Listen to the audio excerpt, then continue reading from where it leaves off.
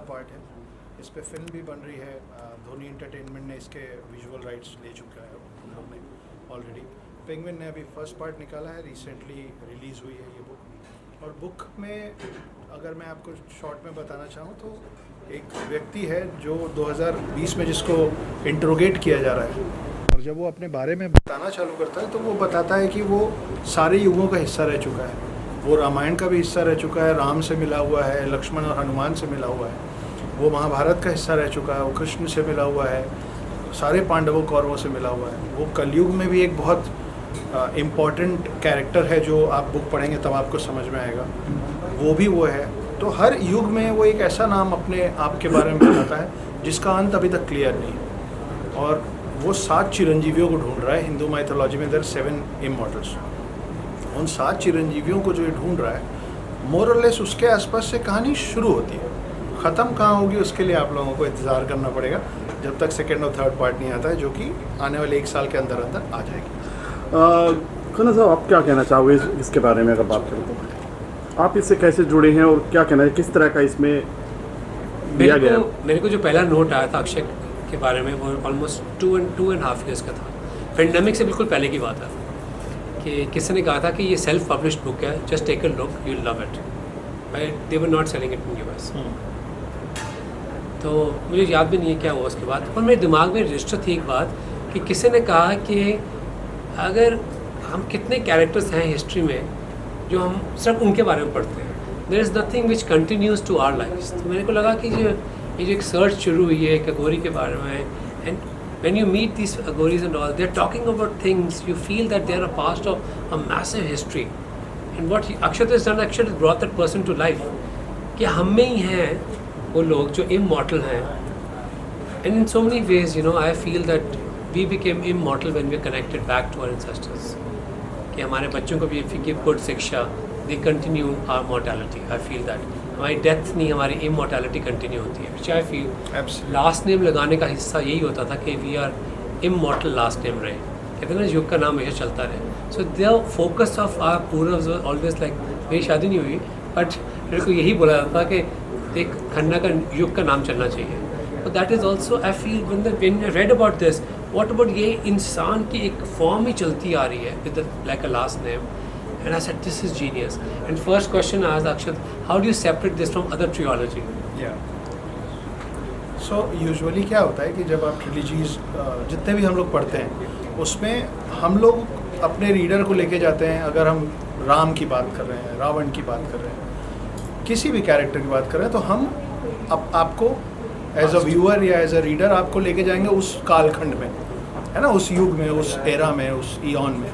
यहाँ पे हम वो नहीं कर रहे हैं। यहाँ पे हम क्या कर रहे हैं कि हम उन कैरेक्टर्स को अभी 2022 में they are travelling from those times to today. मतलब पीछे जाने की बजाय उनको आप आगे लेकर आ जाए। मतलब हर बार हम क्यों जाए, कभी कभी इतने बड़े बड़े लोगों को हमसे मिलने भी आना चाहिए। तो इसी के चलते आपने इसका लुक है जी, जो फ्रंट पेज होता है पूरी कहानी बयां करता है, किसी नॉवल की, बुक की, फिल्म की कोई पोस्टर हो, या इसको पोस्टर ही कह सकते हैं। तो जो ये है बहुत ही अलग कुछ बयां करता है। क्या है कहानी जो सामने दिख रहा है? पोस्टर भी आपने अलग बनाया, जो आपने कहा कि हम पीछे को खींचकर आगे लाए हैं, हम पीछे नहीं गए हैं। क्या कहना चाहेंगे इसके? अगर सर, जब मैं शुरुआत में इस कहानी को लेके भटक रहा था, घूम रहा था, अब तो बहुत सारे सेम थॉट्स के लोग साथ आ गए हैं। विकास सर बगल में खड़े हैं। मैं सबको ये बोलता था कि एक फिक्शन कहानी है blend with Hindu mythology and Indian history. तो मेरा ये मानना है कि when history becomes history you start calling it mythology. जब हमारा पास्ट इतना पुराना हो जाता है कि उस पर से भरोसा उठने लगे, तब हम उसको माइथोलॉजी शब्द देके उसको एक नई शक्ल दे देते हैं। तो ये जो अघोरी का कैरेक्टर जो अभी पकड़ में आया है मेरी कहानी में, वो ये कह रहा है कि मैं रामायण और महाभारत का साक्षी हूँ, मैंने विटनेस किया है वो सब होते हुए। Which means he is saying कि रामायण और महाभारत मिथ्या नहीं है, it's not a myth, it's history. तो इसलिए हमने कोशिश की है कि कवर पेज में आपको देखिए कुछ नए वेपन्स दिख रहे हैं, कुछ पुराने वेपन्स दिख रहे हैं, मिश्रण दिख रहा है इसमें। एक तरफ धनुष्बाण है, दूसरी तरफ गन टाइप दिख रही है। जी, इसीलिए हम इसको माइथोलॉजी साइंस फिक्शन कह रहे हैं, फ्यूजन। जी, इसीलिए हम इसको fiction blend with Hindu mythology and Indian history and sci-fi कह रहे हैं, क्योंकि इसमें बहुत सारे अलग अलग किरदार और अलग अलग एलिमेंट्स हैं। कन्ना सर, अगर बात करें कहीं ना कहीं शेफ्स की, अगर बात करें अच्छा खाना बनाना, 6-7 चीज़ों को बनाकर एक अच्छा खाना बनाया जाता है, उस बाद में उसका शेफ एक अलग नाम देता है। तो ऐसा इस तरह से बुक में है, कुछ नई दिखाया गया है, क्या कहना बिल्कुल, मेरे ख्याल से जो हमने बात की इसके बारे में, तो I kept thinking to my myself जैसे ये किताब है, जो हम खाना बना रहे हैं हमारा खाना नहीं है, अगर देखा जाए हमारा खाना नहीं है, ये पूर्वजों से खाना चलता आ रहा है। मतलब पिज्जा को एक इंडियन बना दिया है, पिज्जा को यहाँ लेकर आकर उसको इंडियन एक ब्रेड की तरह आप रोटी। अगर मैं बताऊँ आपको कि पिज़्ज़ा जो है उसकी कितनी फॉर्म्स हैं जो इंडिया में भी है। हमारी एक तरह की जो आपकी जो रोटी होती थी, एक तरह की my grandmother use to make a paratha and not cover the top. क्या होती है कि पाकिस्तान में अगर आप जाते हैं तो उस साइड के लोग हैं हमारे पंजाब के, तो हम जो पराठा होता है, एक तो होता है ना कि भर के बनाते हैं, भरवा पराठा, भरवा पराठा, का एक लच्छा, दूसरा होता है कुलचा कि दो पतली पतली लेयर्स बना के स्टफिंग करके उसके ऊपर एक और लेयर चिपका देते हैं उसके ऊपर दूसरी। बट हमारे घर में ये होता था कि एक ही लेयर लगते थे, ताकि बीजी कहते थे मैदा कम खाओ, सब्जी ज़्यादा खाओ, तो सब्जियों का मिश्रण ऊपर लगा के she used to make a total which was like a pizza. तो बाद में पता लगा, but you know we are talking about कि खाना जो हम खाते हैं, जो मसाले यूज़ करते हैं, टेक्निक हम यूज़ करते हैं, तेल डाला, छौंक डाली, ये उस समय की चलती आ रही है। So every time we are cooking something, we are connecting back to a history, जो कभी कभी उसको मिथोलॉजी का नाम देते हैं। तो अक्सर जी अभी तक तो फिल्मों में देखा गया था, बाहुबली में, बहुत सारी फिल्मों में अलग अलग किए, लेकिन अब मैगजीन में, बुक में भी ये चीज़ें आ गई हैं, तो कितना मुश्किल था ये सब चीज़ें करना आपके लिए? पहले आपके पिछले सवाल में मैं थोड़ा सा कुछ जोड़ देता हूँ। आपने कहा कि पिज़्ज़ा वहाँ से हम यहाँ ला रहे हैं, ये थोड़ी सी उल्टी कहानी है। देखिए, आप ग्रीक माइथोलॉजी में जाएंगे तो उनके जो ज़्यूस हैं वो हमारे इंद्र हैं, और इंद्र पहले से हैं, क्योंकि ग्रीक माइथोलॉजी इंडियन माइथोलॉजी के बाद की चीज़ है ना। तो ये बहुत सारी ऐसी चीज़ें हैं। अभी सर ने पराठे का उदाहरण दिया, ये एकदम करेक्ट बात है। आप सही कहें, दुरुस्त कहें या करेक्ट कहें, उसका मतलब एक ही होता है। तो हम क्या चीज़ उनको दे के आए हैं और उनसे क्या चीज़, मैं एक और उदाहरण देता हूँ जो मेरी कहानी का हिस्सा है। हम प्लास्टिक सर्जरी बोलते हैं, पहला प्लास्टिक सर्जन इस पूरी दुनिया का भारतीय है, उसका नाम सुश्रुत है। लेकिन आज की डेट में आप किसी से पूछेंगे ना तो उनको ये नहीं मालूम है। वैसे ही आपको नहीं पता कि पिज़्ज़ा इटली ला के दिया था या हम पहले इटली को दिए थे और इटली ने पिज़्ज़ा बोल दिया। We don't know that, not going into food, लेकिन सृजन कहाँ से हुआ पता नहीं।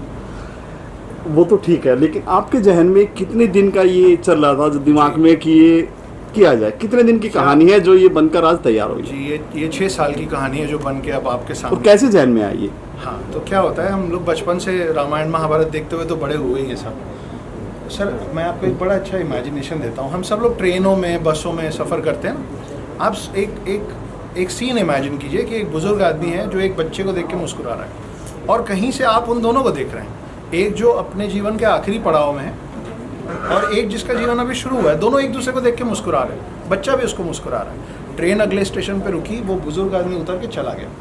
किसी को नहीं पता था वो कौन था, वो बस चला गया। आप क्या मालूम कि वो उन चिरंजीवियों में से एक था?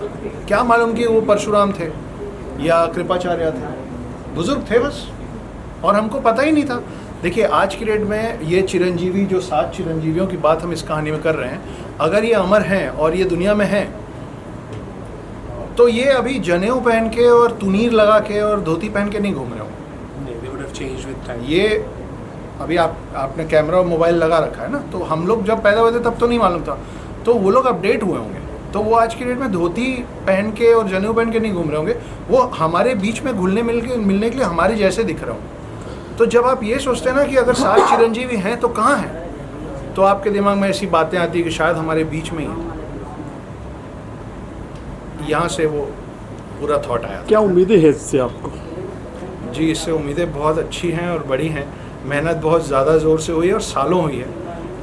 माइथोलॉजी किताब सुन के आपको लगता है मोटी होगी, ये किताब पतली है। माइथोलॉजी किताब सुन के आपको लगता है कि अरे बड़ा कॉम्प्लिकेटेड होगा।